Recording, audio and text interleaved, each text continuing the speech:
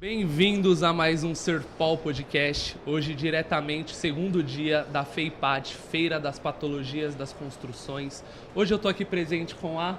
Júlia, prazer, sou gestora de obras na Serpol.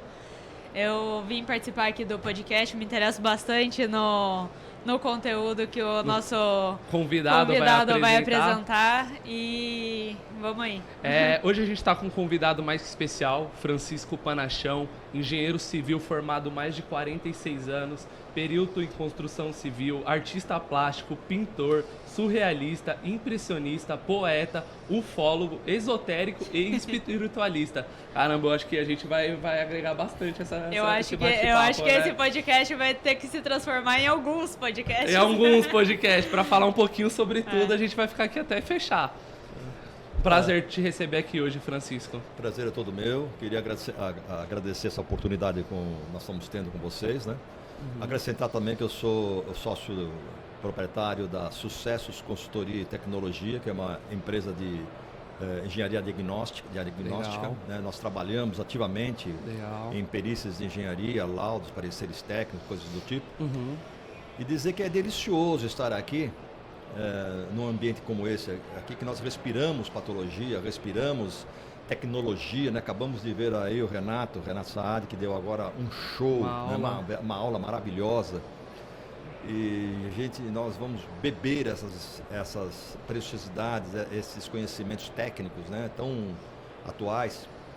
E o que eu gostaria realmente de abordar aqui, eu não quero falar especificamente sobre patologias. Numa feira de patologia, onde existem centenas de peritos, de pessoas profissionais que conhecem muito bem o que é patologia, até melhores do que eu, muito melhores do que eu, falar exatamente sobre isso, citar como elas acontecem, né, o que ocorre, como é que elas se derivam, quais são as causas, as consequências, qual é a parte intrínseca, né, química. Isso a maioria de nós sabemos. Então, a ideia aqui nesse bate-papo não é se ater simplesmente na questão técnica. Podemos falar sobre técnica, sem problema nenhum, mas eu gostaria de trazer a minha experiência, a minha vivência, melhor dizendo, como um engenheiro um pouquinho diferenciado. Como o Matheus já falou, eu também sou artista plástico, né, poeta, sou sensitivo a essas coisas. É difícil para o engenheiro conviver com isso aí de forma harmoniosa. É difícil você encontrar um engenheiro artista plástico. É muito mais fácil, talvez, um arquiteto. Porque são dois estereótipos muito diferentes. As pessoas que vai para o caminho de arte, né? E as pessoas que vai para uma cultura de análise de dados, que é uma muito mais forte dentro da engenharia. Eu acho que a gente está muito acostumado a colocar as coisas em caixinhas. Então, o engenheiro é o cara das exatas. Perfeita colocação. E existe a outra caixinha, que é a caixinha da arte. Exato. E é muito raro a gente encontrar alguém que misture esses dois conteúdos que são totalmente diferentes. Eu, pessoalmente, sou uma pessoa que também me interessa por várias áreas fora, várias caixinhas. E as pessoas às vezes olham e falam, cara, o que você tá mexendo com isso? O que tem nada a ver com né? o que você faz da vida? E eu até aproveito para pegar um gancho da sua introdução para te perguntar quanto você acha que é importante o engenheiro ir para outras caixinhas e o quanto pode agregar dentro do negócio dele ter esse conhecimento distinto de outras áreas. Eu acho de fundamental importância, porque o conhecimento, você tendo uma panorâmica das especialidades e das caixinhas que existem para você conhecer, abre um horizonte, às vezes completamente desconhecido da grande maioria. Porque na faculdade, né, os engenheiros recém-formados, o que eles aprendem? Aprendem matérias fechadas, dentro de caixinhas bem estreitas. Eu gostei desse termo de caixinha, essa metáfora está ficando boa. Então, e não permitem ou não apresentam para o engenheiro que está se formando uma visão mais macro, né, da vida, inclusive, da vida, não é só da técnica, da vida mesmo. Percepções que nem sempre são suscetíveis de serem percebidas pelos profissionais que estão atuando no campo, principalmente no campo e principalmente em perícia. que já é uma coisa mais para frente do que a simples formação. Aliás, eu queria falar uma coisa aqui sobre a perícia. Quando nós fizemos o curso de perícia lá atrás, tal, eu me lembro que ao meu lado existia um jovem recém-formado, já querendo ser perito. Só que para ser perito, ele tem que vivenciar primeiro a obra. Sim. Tem que vivenciar os problemas, para entender as origens, para entender o mecanismo, as coisas intrínsecas, as miudezas das tecnologias que estão por aí, para depois ele, quando receber uma informação mais profunda para ser um perito, mais detalhada, ele ter argumentos técnicos suficientes para lastrear, para incorporar aquele conhecimento que chega. Se ele não tiver a vivência prática, dificilmente ele consegue consolidar os conhecimentos teóricos. Sim. Então, quando você tem os dois, você fechou. Ele precisa ter o pé no barro, né? Precisa ter o pé no barro, não adianta. Eu acho que a vivência na obra é essencial, principalmente nessa questão que a gente estava falando da sensibilidade. Eu trabalho em obra e eu sinto essa necessidade. Não se trata só de números.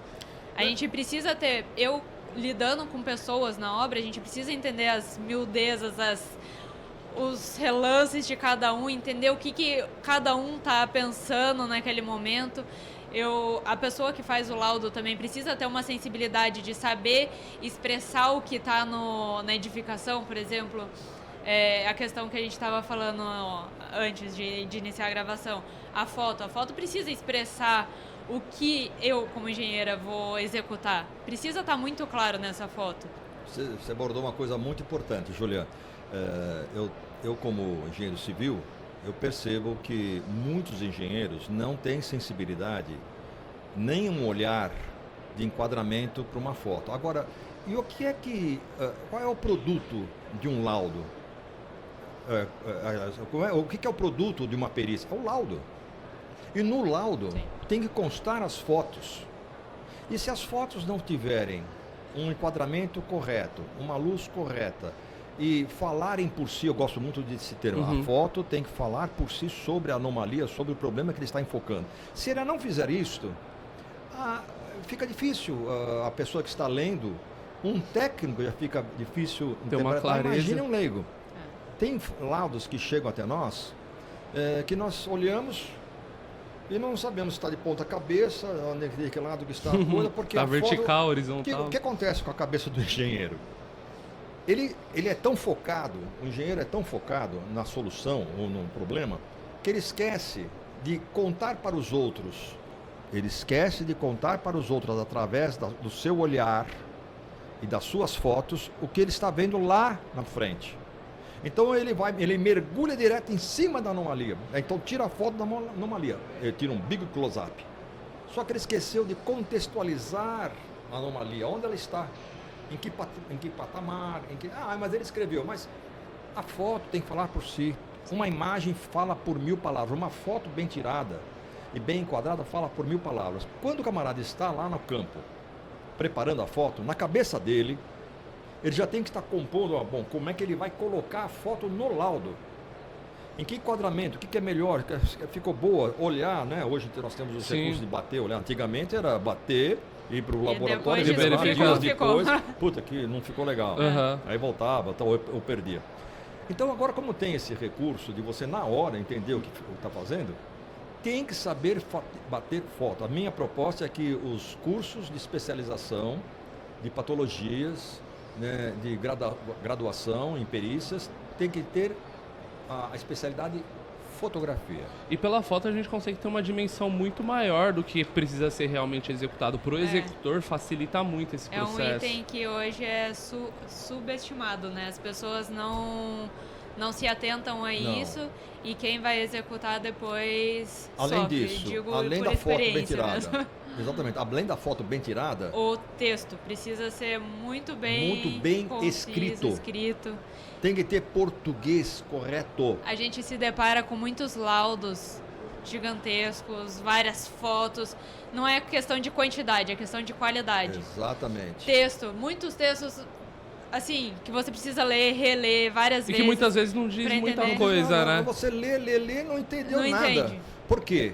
o camarada escreve às vezes com um português ruim, com falhas, com erros e tal, não faz a revisão e já despacha. Então, o laudo, ele percorre na mão de peritos e de leigos. Quem são os leigos? É o síndico que contratou, é o zelador, é um advogado que vai ler o laudo técnico, é leigo. Né? E não tem ideia da metodologia executiva, não né? Tem. Então, se ele não explicar bem, fica assim, imprestável, o termo técnico é chamado imprestável. É claro que um laudo tem que ter base técnica clara, argumentos técnicos claros, principalmente quando é um laudo de perícia. Ele tem que falar, olha, estão sendo transgredidas aqui as normas XPTO nos artigos assim, assado, nos itens tais. Bom, ele tem que saber, tem que dominar tecnicamente. Mas uma vez que ele coloca isso tecnicamente, ele pode flutuar um pouquinho, avançar um pouquinho, colocar em palavras palatáveis para quem não é técnico. Aí fica um laudo gostoso. Outra coisa, a diagramação de fotos. A gente pega laudos, tem 2 fotozinhas pequenas, ou então 3 fotozinhas, 4, 5 pequenas, que não dizem nada. Estão até bem tiradas, estão até em foco, mas não fica gostoso de ler, é um negócio maçante, repetitivo. Eu faço laudos e recomendo que faça como se fosse uma leitura de revista. Como se fosse ler uma revista. Fica muito mais confortável para quem está lendo. Abre uma foto pequena, depois abre uma foto grande daquela fica foto muito pequena, mais dinâmico, puxa né? umas setas, põe lá umas elipses, uns quadradinhos, mostra naquela foto grande lá, o detalhe aqui. Tem que falar por si, o laudo tem que ser digerível, palatável. Então, eu acho que aí a gente volta na questão da caixinha, né? O engenheiro, ele está muito focado em técnico, em números e acaba perdendo essa percepção de... Muitas vezes, quantas vezes eu já ouvi um engenheiro falar que português não é importante. Quando você faz um laudo, é extremamente importante você saber se comunicar, você saber expressar o que está precisando, não só tecnicamente, mas descrever bem o problema, descrever tecnicamente o problema. E eu acho que hoje esse é o maior problema que a gente encontra nesse tipo de laudo. Outra coisa é postura técnica. Em reuniões, se você tiver... Agora eu vou falar uma brincadeira, tá? Uma brincadeirazinha. Se você falar de uma maneira bem postada, bem séria, vamos dizer, bem colocada, você pode falar uma maior bobagem. Com as certeza. pessoas tipo assim, eu descobri recentemente que depois do número 3, 4 e 5 vem o 6, 7 e 8. Sim. O pessoal fala, mas o que está falando? Falou isso? Até param. É um exemplo bobo, mas Sim. se você falar dentro do que você está da falando... linguagem técnica. A linguagem técnica, Não, se você falar não bem, só você a linguagem convence. técnica, mas a forma que você Se expressa. Se expressa, você Linguagem convence. corporal, tem tudo linguagem isso. corporal, tem tudo... postura, conhecimento técnico, tudo isso faz um perito, faz um engenheiro, Sim. vamos dizer, Completo. eles têm que se vender. Sim. O engenheiro tem que saber se Perfeito. vender, principalmente nesta área de tecnologia, nessa área de perícias. Quem é que contrata o engenheiro perito? Vou falar da minha área. São geralmente organizações,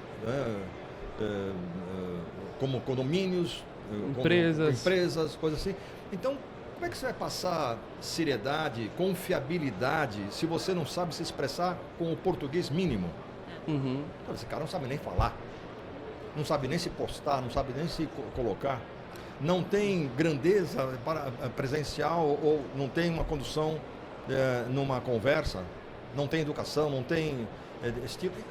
Isso faz parte. Agora, é do dia para a noite que isso acontece? Não, experiência. Mas é aquilo, né? Não tipo, por exemplo, o que eu vejo bastante acontecer, desde a época que a gente sai da escola e vai procurar uma educação superior, a gente já é meio que doutrinado se especializar em algo.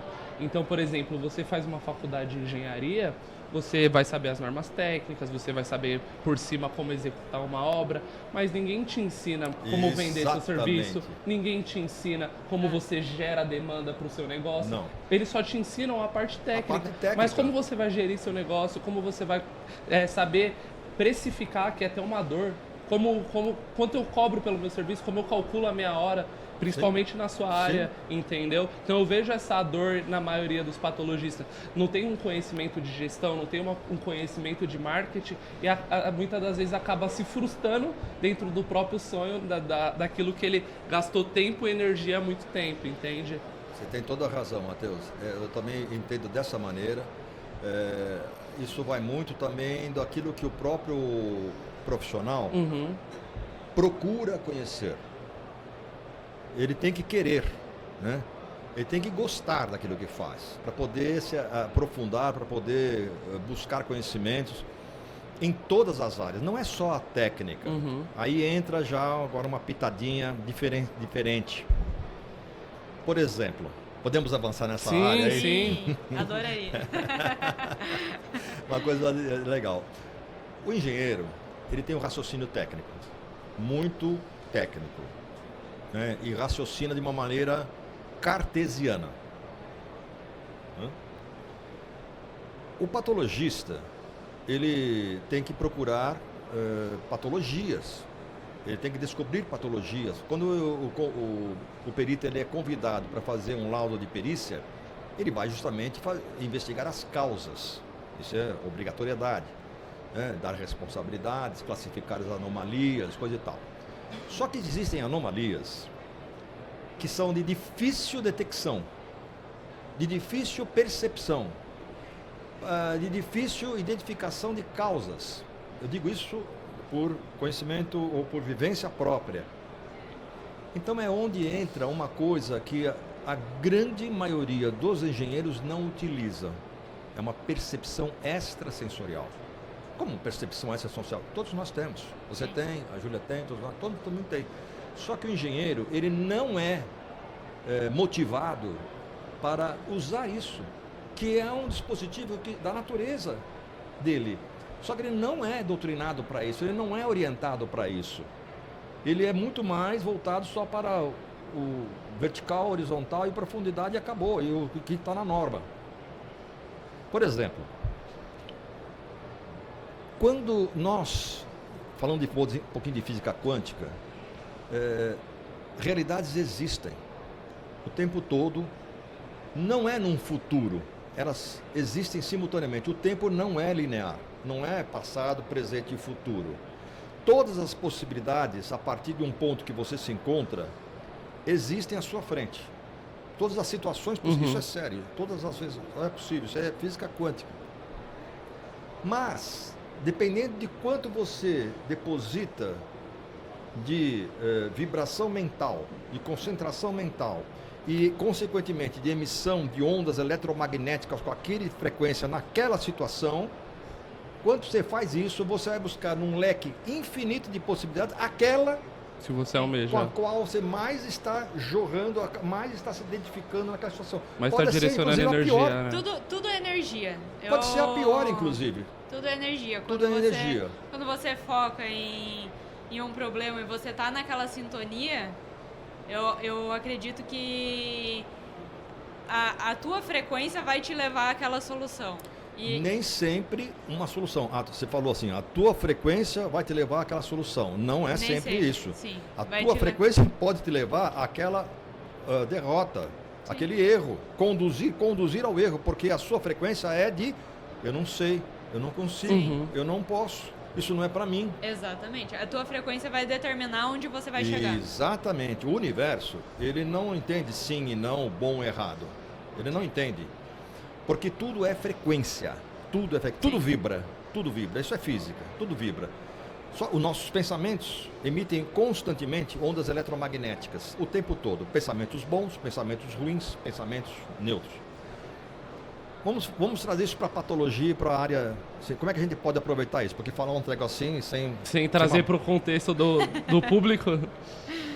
Uma vez eu estava fazendo uma perícia num determinado edifício e que a construtora já tinha executado um espelho d'água no pavimento térreo. Haviam 2 subsolos. No pavimento térreo, ele já havia executado esse espelho d'água, refeito a impermeabilização, que é manta asfáltica aderida, 3 vezes. E continuava um vazamento uma infiltração que aparecia e pingava no teto do subsolo subsequente. 3 vezes. Aí me chamaram lá. Eu comecei a estudar, comecei a ver, não sei o que lá, comecei a perguntar, fazer a tal da anamnese, né, do que todo perito tem que fazer. Bom, o paciente era aquele, era um espelho d'água que insistia em continuar se vazando, né, sofrendo infiltração e pingando no subsolo. Mas como se as mantas asfálticas eram novas, foram feitas 3 vezes? 3 vezes.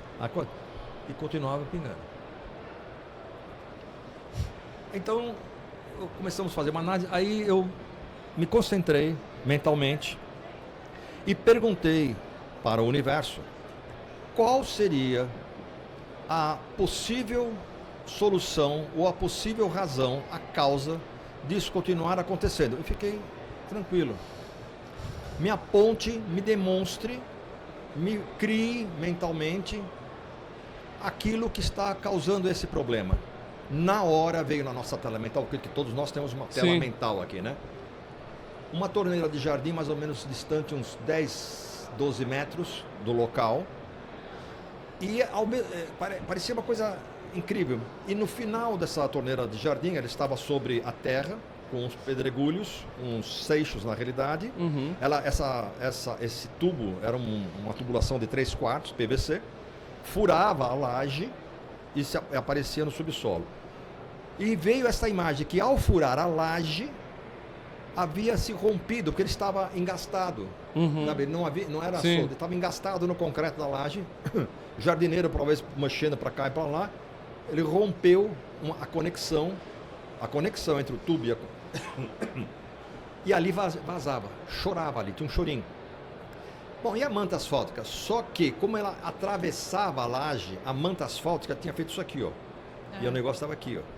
Então a água entrava por debaixo da manta asfáltica e meio que escoava. Caminhava até o local do subsolo.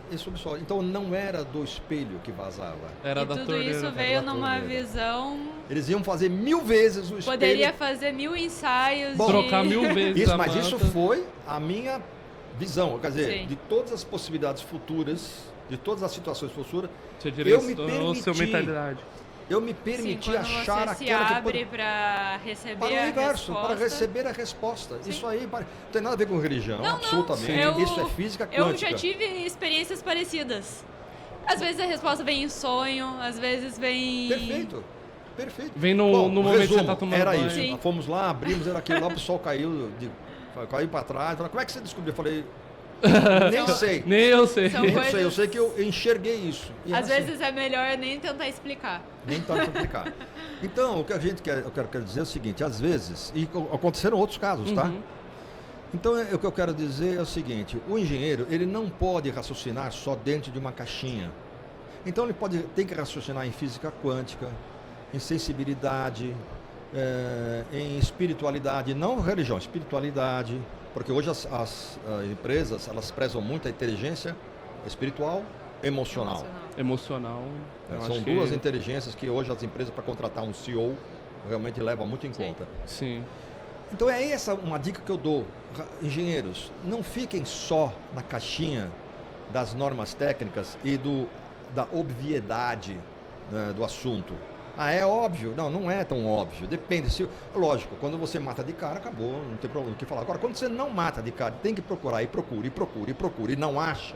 Sim. Permita-se pensar diferente. A percepção extrasensorial do engenheiro e de todos nós. Só que eu coloco isso num foco para o engenheiro. Muitas vezes isso acontece. Também eu fui numa obra que havia uma infiltração num banheiro no segundo andar, de cima para baixo, atravessava a cobertura, depois vinha esse outro aqui embaixo, atravessava o apartamento de cobertura e isso aqui que pingavam no banheiro. Passaram 14 engenheiros. Caramba. 14 engenheiros passaram durante 3 anos procurando o problema. Fiz a mesma coisa. Em uma semana, eu achei. Era um negócio maluco. Também veio numa visão... Maluco. Mas era. Eu não vou falar dando detalhes aqui, mas só Sim. para dizer que isso aí funciona. Com certeza. E isso funciona em vários outros setores, não é só na engenharia. Quando nós temos um problema na vida, perguntemos ao universo a solução. Eu não sei porque as pessoas se recusam ou têm uma certa resistência. Eu acho que existe uma resistência muito grande Porque em se abrir confundem pra com isso. religião ou Sim. com esoterismo. Isso Sim. é ciência, cada vez mais nós física. estaremos à mercê, nós poderemos usar isso que nós temos. Nós temos só 10, 15% de utilização do cérebro. Sim. Por quê? Por Porque que nós não utilizamos o cérebro todo? nós mesmos Não nos permite. limitamos. Nós mesmos, exatamente, nos bloqueamos. A gente tem muitos bloqueios, exatamente foi o que você falou, que a gente se esbarra em religião, existe muito ceticismo, então às vezes quando você fala num tema desse de, putz, eu tive uma visão, as pessoas falam, não. Maluco. Maluco. Mas Ainda mais está- vindo de um engenheiro, o cara já passou tanto tempo na engenharia. Fumou todas, né? Cheirou tudo e tomou todas. É isso. É essa perspectiva que as Só pessoas... que quando você mergulha na física quântica, É ciência. É ciência. Tudo é você energia. percebe que tudo é ciência. Sim. É ciência não explorada. Sim. Ou é ciência que principalmente engenheiros civis, né, mais técnicos, não se permitem pensar. Então fica a dica aqui, permitam-se pensar. Sim. Permitam-se abrir para o universo para alcançar as soluções. Que às vezes, inclusive, soluções, nós não estamos falando de anomalia, mas vamos agora passar para falar de soluções tecnológicas não existentes ainda. De ser criativo. Engenharia é criatividade. É tecnologia. É tecnologia, mas ser criativo com as ferramentas que tem. Essa semana mesmo a gente estava falando na nossa reunião interna de engenharia sobre isso. Como às vezes a gente não fica tão limitado em executar e a gente não para pensar. Às vezes é uma simples alteração de material que a gente vai fazer a nossa produtividade triplicar. Aumentar muito. Então, às vezes, a gente Exatamente. não se permite parar e pensar. A gente O que eu vive posso fazer o diferente, né? A gente vive uma maratona de executar e, às vezes, quando a gente para pensar, a solução vem. É uma simples alteração de material, alteração de forma de tecnologia. Qualquer coisa que a gente... De paradigma mesmo. De paradigma. Qualquer coisa que a gente altere na nossa execução pode ter um resultado super expressivo na nossa... Sem dúvida. E é uma questão de parar e analisar, ou então parar e se permitir receber essa resposta. O universo vai trazer pra gente. Exatamente, Júlia, exatamente. Eu ia falar uma coisa, estava me fugindo a questão. Lembrei. São raras as empresas que fazem brainstorm, a Sim. tomada de decisão. Principalmente a construção civil. Porque E é tudo a muito maioria muito dos rápido, engenheiros muito não rápido. conhece nem Não vai. esse termo. A gente já começa O por aí. brainstorm, às Traduz vezes... para o nosso público, que seria Brainstorm, como brainstorm. diz, uma tempestade de ideias, né? Brainstorm, uma chuva um toró de ideias, né? Como diz um amigo meu, toró de ideias. O brainstorm, você entra numa sala com as pessoas que podem tomar decisão, pessoas capacitadas. Tomadores e de tal. decisão. É proibido rir ou tirar sarro de qualquer ideia que apareça na mesa. É proibido. Por mais estapafúrdia, por mais absurdo. Aí todo mundo fala assim, que tal isso para aquilo? E alguém vai anotando. Até que de repente aquela junção de ideias que aparece uma solução. Putz, é mesmo? Olha que coisa simples. Sim. Ou então vamos fazer dessa maneira? Vamos cavar então um túnel assim, não um túnel assado. Vamos fazer uma fundição, injeção de solo, congelamento de solo. É um simples permitir ter outras ideias sem Ter julgar. Outras ideias. Sem julgar. E eu acho que quando a gente se coloca nessa posição de vamos ouvir, mesmo que seja uma ideia que pareça boba, vamos ouvir. Às vezes essa ideia boba leva a uma que vai mudar solução. o jogo, né? Você quer ver uma coisa? Esses edifícios lá na Orla Santista, aqui da Baixada Santista, que estão inclinando, né? Que estão inclinando. Então, aquilo lá quando se começou, pensava assim, vamos congelar, vamos injetar concreto, vamos não sei o que. A partir do momento que começaram a se pensar, permitiram a pensar, verificaram que a fundação, ela pode estar, por exemplo, vamos supor que o mar aqui na frente, ele pode vir pender para o mar, pender para o fundo, pender de um lado pender do outro. E quando ela pende na diagonal, os macacos, né, que devem ser colocados lá para cravar as estacas mega, cada macaco hidráulico tem que ter um cálculo específico de acordo com a posição em que se encontra. Sim. Mas isso alguém pensou. E como ele chegou nesse... Hoje falando aqui, mas é claro, você tem que ser assim. Mas vai pôr o ovo de Colombo em pé. Aliás, a maioria das pessoas fala, esse é um ovo de Colombo. Desculpa, eu tenho certeza que alguém não sabe o que quer dizer o ovo de Colombo. Vocês sabem? Eu não sei. Isso que é o bom de discutir com jovens, conversar com jovens. É assim, quando Colombo, pessoal de Colombo, né? Sim. Numa reunião lá, coisa e tal, de pessoas, sabe, naquela época, lá, tipo século XVI, ele jogou um problema na mesa. Assim, falando, olha, um ovo de galinha, né? Falei, eu desafio vocês colocarem este ovo aqui de pé. Porque o ovo, como ele é meio oval, né? Meio oval, tipo nariz de formiga, e o baricentro dele é difícil, então ele nunca para de pé. Então todo mundo tentando, então até que, isso aí é impossível. Ele pegou o ovo, deu só assim, ó, uma quebradinha na casa, e colocou ele de pé. Mas assim eu também faço. Mas ninguém Por que pensou. não fez? Exato. Entendeu? Então, assim, depois que... mas assim eu também faço. Então, é isso que é engenharia, é ser criativo, raciocinar fora da caixinha. Porque quando nós raciocinamos dentro da caixinha, nossa criatividade... E por falar em criatividade, os meus trabalhos, eu tenho vários prêmios de criatividade, como artista plástico. Eu sou pintor, mas as minhas obras... elas ganharam prêmios de criatividade porque elas são muito, muito diferentes. É algo bem abstrato, né? Não é abstrato, é bem concreto até.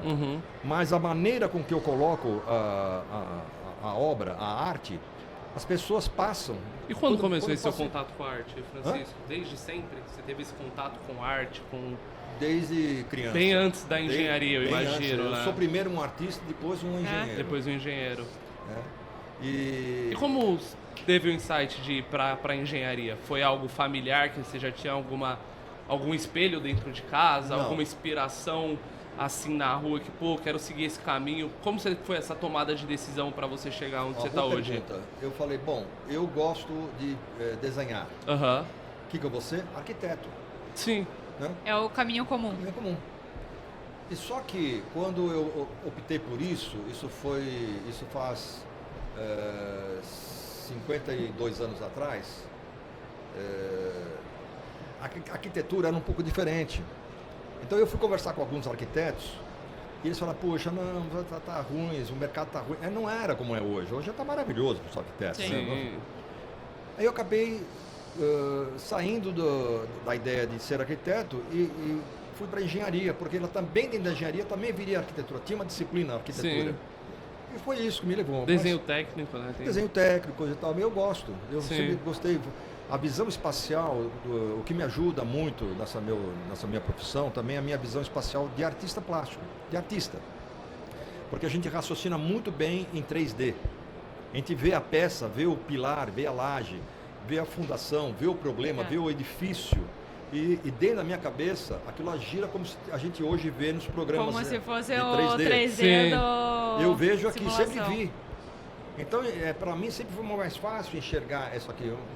Talvez vamos dizer, mas isso você nasceu assim. Tudo bem, mas quem tem um pouquinho de percepção e forçar isso aí, é raciocinar fora da caixa. É ser apresentar um diferencial para o seu cliente. Dar uma solução inteligente, ainda que simples. Soluções inteligentes são simples. Nem sempre a solução mais inteligente é a mais complexa. Exatamente. Às vezes o simples é o ovo de Colombo. Exatamente. Mas e por que assim? Se era assim, eu também teria feito. Por que não fez? Sim. Por que não fez? Porque ninguém pensou antes.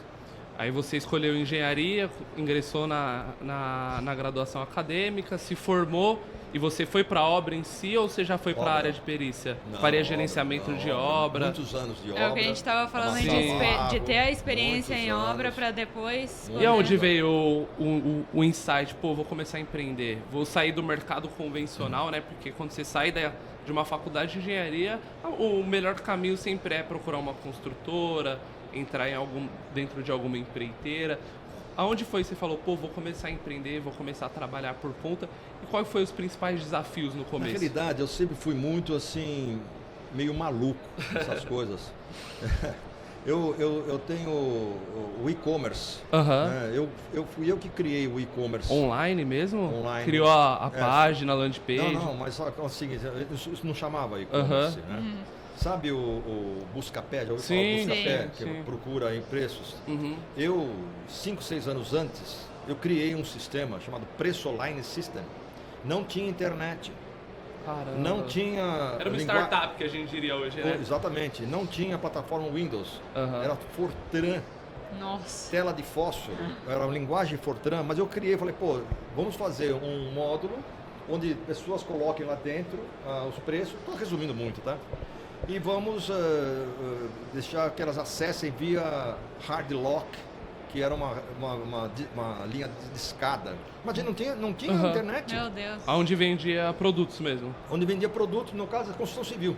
Nossa, eu comecei a falar isso, eu tive 20 sócios. 20 sócios, eu era o majoritário, tinha 20 sócios. Só que por que não deu certo então? Porque era tão inédito, tão avançado, que as inovador. pessoas não sabiam, não entendiam o que era senha criptografada, não entendiam que poderiam entrar, acharam que um ia saber o preço do outro, mas isso já se fazia. Você ia num depósito aqui, no outro depósito lá, você acaba sabendo, telefonava, fazia. Os mapas de cotações para as construtoras levavam 5 dias para retornar. Então, quando eu criei isso, foi uma coisa incrível, só que aí as empresas realmente que entraram começaram... Ainda mais na época, que era muito disruptivo, né? Muito. As empresas começaram a não alimentar mais o banco de dados, porque achavam que estavam perdendo clientes, aquela não perder a consistência, e eu fiquei muito chateado, eu falei, quer saber, eu vou largar isso. Foi a pior besteira que eu fiz. Sim. 4 anos depois aparece o Buscapé. Mercado Livre, Shopee. Não, o Buscapé, que é o cara que mais se aproximou do 4 anos depois, 4 ou 5 anos depois. Vendeu isso eu estou falando agora de quase uns 8 anos atrás. Tem um valor de mercado absurdo. 500 milhões de reais. Nossa. Absurdo. Às vezes a gente tem que insistir em uma ideia maluca. Uber. Eu tive essa ideia, escrevi o Uber todo, detalhe por detalhe, 4 anos antes de aparecer aqui. Se falar em Uber. Chegou até a Easy Taxi, eu não sei se você... isso é depois. Depois ainda? Depois. Eu estou falando de algo inédito. Ninguém tinha pensado, ninguém tinha pensado isso. Aí fui procurar quem fosse desenvolver, ficava caríssimo, então eu apresentei. O que eu quero dizer é que quando você está aberto, isso aqui não é para me vangloriar, não. É que quando você está aberto, o universo te responde. Então eu acho que é uma dor de muita gente ter esse bloqueio criativo para novas ações, sabe? Exatamente. Olha, eu já fui, eu criei luminárias com agroglifos. Agroglifos, não sei se vocês já ouviram falar o que é. Ou crop circles, mais conhecido como crop circles, são aqueles desenhos de plantações feitos por alienígenas. Sim. Então, aquele lá é geometria sagrada. Tem uns malucos lá que fizeram de uma maneira fake, mas a grande maioria é real. Isso existe de fato, está filmado, está comprovado. Bom, eu peguei aqueles símbolos, que são gigantes, são centenas e centenas de diâmetro, centenas de metros de diâmetro, e coloquei numa placa acrílica, né, gravada a laser, criei uma base de luminária e fui expor lá no primeiro congresso de ufologia de Foz do Iguaçu, aliás o terceiro, Foz do Iguaçu. Caramba! Lá eu conheci um diretor de uma grande feira de ufologia de Phoenix, no Arizona. Fui lá expor, um maior sucesso, quer dizer, maluco. E como é esse seu contato com ufologia? Hoje eu estou mais afastado. Mas você já foi bem próximo? Muito próximo, muito próximo. Então hoje a pergunta não deve ser mais, será que existe? A pergunta é, como eles vão se portar, como nós estamos interagindo. Bom, mas estamos fugindo muito da patologia aqui da feira, mas só para dizer, como um raciocínio aberto atrai coisas, atrai possibilidades novas para você raciocinar. Dentro da própria engenharia, eu criei outros sistemas de assentamento de bloco. Quando não tinha a cola, o adesivo colante, que é na bisnaguinha, quando apareceu isso, alvenaria estrutural, eu bolei lá um sistema. Bom, enfim, o engenheiro tem que se virar, tem que deixar ser criativo, porque ele vai acertar uma hora. E nós estamos, nesse momento, desenvolvendo um software... Isso que eu ia perguntar agora que a gente conversou na nossa reunião, se poderia falar sobre isso. Mas vai revolucionar o mercado de perícia, de inspeção. Vai, vamos falar assim. Eu não vou falar mais. Aí vem a grande coisa, hein? Vindo do cara aqui. Que não existe no mercado ainda. É uma coisa bem legal, bem legal. Bom, eu não sei o que mais que vocês gostariam de perguntar ou a gente poderia falar. Acho que o público já deve estar entediado, né? Olha, eu gostaria de falar sobre ufologia, eu gostaria de falar sobre artes, eu gostaria de falar... Fechando a sua arte, a minha arte, ela extrapola a tela. Eu modelo mãos e pés, minhas próprias, e incorporo nas obras de arte. As pessoas realmente se chocam, ou ame ou se apavore. A minha arte não é uma coisa assim comum.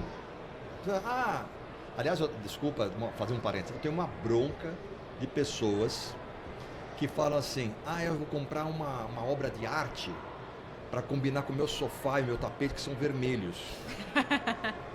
Você não vai comprar uma arte para isso, você vai comprar uma decoração. Uma decoração. Tudo bem, pode comprar, nada contra.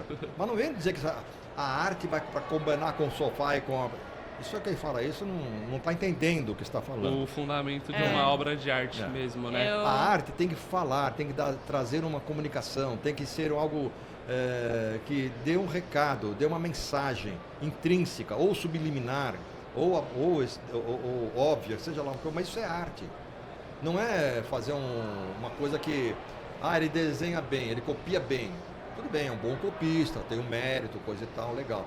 Mas o artista, ele tem que dar uma mensagem que as pessoas parem e pensem, reflitam sobre aquilo. Isso é o artista. Ter essa habilidade de criar, eu até comento muito com o Gabriel, que cuida dessa parte de criação do escritório, desde o que vai para as mídias, desde o que vai para o YouTube. É uma parte realmente muito complexa. Você pegar uma tela em branco e, vou desenvolver algo legal que seja atrativo e passa uma mensagem pra galera. Pergunte pro universo, sinta o seu coração, sinta o que vai pintar na sua cabeça. Essa sensibilidade a gente pode explorar não só na arte, mas na engenharia, e eu acho que foi exatamente essa visão que a gente queria trazer aqui pro podcast, porque a gente está muito acostumado com a questão como a gente iniciou a nossa conversa, né? A questão das caixinhas. Então, ter esse diferencial para os engenheiros, principalmente, que estão assistindo a gente. Para mim, eu sou uma pessoa que já sou aberta a ter esse contato também, essa visão. Mas eu acho que é extremamente... Foi bastante enriquecedor esse papo, né? Extremamente essencial para nós. E Francisco, queria agora trazer um pouco do ponto Pode chamar de panachão. Panachão, você prefere panachão? De panachão, porque quantos Franciscos você conhece? Muitos. Panachão? Nenhum. Perfeito. Existem, tá? Perfeito. Da família. Que é mais uma... Mas dentro da área da engenharia civil são poucos, são uns 3 ou 4 que eu conheço. Seria mais uma dor que eu vejo hoje no meu setor, né? Eu que estou ali na linha de frente com os condomínios, nesse contato direto, que é a dor de equalizar orçamentos independente do serviço que vai realizar, desde que seja uma fachada, desde que seja uma piscina. Alguma dica para o síndico profissional, como ele pode balizar esses orçamentos de uma forma correta? Porque muitas vezes esses orçamentos não foi feito um laudo, não foi feito um diagnóstico, aí cada um está propondo uma metodologia executiva, cada um está propondo um tipo de execução e tem um conflito de informação muito grande na hora de uma tomada de decisão, e muitas dessas vezes você acaba tomando uma decisão errada por não ter essas informações claras. Eu gostaria que você falasse um pouco mais sobre isso, da importância de você ter um profissional que vai fazer esse trabalho para você, de você realizar um diagnóstico do serviço que você precisa realizar e ter uma pessoa para acompanhar essa equalização de orçamentos. Agora eu vou fazer um pouquinho do meu merchandising aqui. A solução é me contratando. Perfeito. E você, inclusive, é uma das pessoas que tem uma metodologia de equalização mais diferenciadas que eu conheço no mercado. Já estou há 3 anos na área comercial recebendo diversos laudos de diversos patologistas e nenhum tem uma metodologia de equalização igual a sua. Então, por isso eu queria trazer essa pergunta para você. Muito bem colocado, Matheus. Obrigado por essa dica, para eu encaixar esse assunto. Realmente, como você usa esse termo, a dor, né, do condomínio, é não saber o que fazer quando ele convida várias empresas, 4, 5, 6 empresas, para fazer, por exemplo, fachada. Sim. Né? Uma revitalização de fachada, tratamento, pintura, essas coisas assim, bababá, recuperação. Aí recebe aquele bolo de propostas, uma está lá com 400 mil, outra está 1 milhão e 200, outra tem 3 milhões, outra tem 100 mil. Então, por quê? Porque não houve uma prévia de padronização e equalização que eu faço, por exemplo. Eu começo fazendo, quando não existe, um laudo de inspeção predial, né? Geralmente fachadas, são após 5 anos, então você fala de laudo de inspeção predial obedecendo a 16747/20. Aí que eu faço o laudo, com o laudo em mãos, uma vez contratado para gerenciar o processo da concorrência, eu monto uma carta convite, um termo de referência, uma planilha orçamentária modelo. A carta convite fala das regras do jogo e eu sempre coloco como uma concorrência de técnica e preço. Então, temos nota técnica e nota financeira, nota de preço. E aí, além, quando nós temos as duas notas, eu ainda coloco um coeficiente para enaltecer técnica. Então, multiplicamos por 60 a nota técnica, por 40 a nota de preço. Somamos os dois, temos a nota final. Só que a carta convite, ela mostra uma série de quesitos que vão receber pontuações. Pontuações lá para metodologia executiva, cronograma de obras, plano de ataque, capacidade técnica da empresa, a equipe técnica da empresa, se ela foi ou não no condomínio, foi visitar, se ela obedeceu todos os quesitos, o que ela está usando de produtos, quais são as seguranças que ela vai colocar, quais são o plano de garantia que ela vai dar, quais são os seguros, quais são a documentação administrativa, enfim. Tudo isso está especificado na carta convite com pontos, privilegiando metodologia executiva. Então, quem recebe a carta convite sabe que vai ser pontuado em função das respostas que der. É um sistema de pesos. É um sistema de pesos, um sistema de pontos. Na realidade, soma-se as notas técnicas recebidas, tem a nota técnica. No caso da financeira também, nós estabelecemos um valor-alvo dentro de uma lógica aritmética, e o tiro que der em fonte externa, quanto mais distante o tiro, menor nota. Soma-se as duas.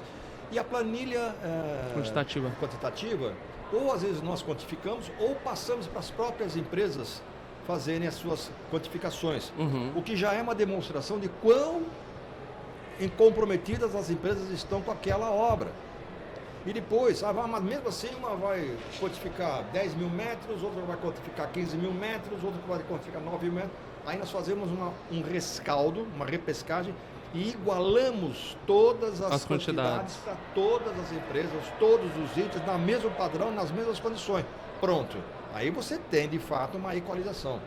Perfeito. E orientamos as empresas a fazerem esse trabalho. Estou falando isso aqui muito rapidamente, mas não, essa metodologia não é que não existe. Muito que o condomínio ou você escolhe, é o que o indicador mostra. Exatamente. Aí, essa metodologia, atualmente só eu que faço, que eu conheço.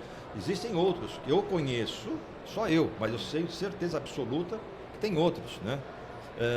Mas isso dá uma transparência enorme para o síndico, para o condomínio. É uma escolha matemática, científica, técnica, não é um achismo. No feeling, né? Tomar uma decisão. Acho que essa aqui é mais bonitinha. Sim. Essa aqui que foi indicada por fulano. Então, não é. Então, realmente é uma coisa bem técnica, bem específica.